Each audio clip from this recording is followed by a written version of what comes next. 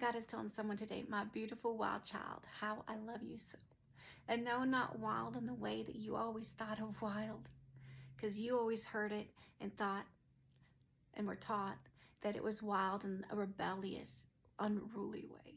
But I'm talking about my beautiful wild child, like a beautiful wild rose that grows unhindered by these standards, by these molds, by these things that try to impose. That you just choose to be who I've created you to be. And oh, how pleasing and how beautiful you are to me.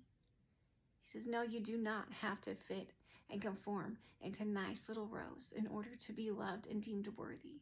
That he loves you just as you are. And no, it's not in a rebellious, unruly way. It's just that you are fully accepting of, at last, who he has called and created you to be. That you don't have to fit into the patterns and the norms that everyone has set for you. That you now know that you're not going to fit into that little box that everybody tried to build and put you in. That you are wild and free, and that's just as it's supposed to be. He loves you just as you are. You are the beautiful, wild child of his heart. And he's not asking you to fit into a little box, a little mold.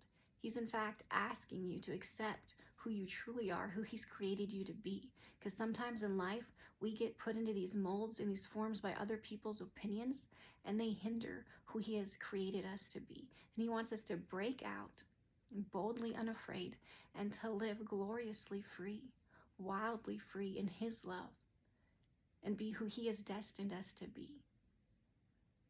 I think of those beautiful wild roses and how they take my breath away every time I see them, because they are just doing what they were created to do.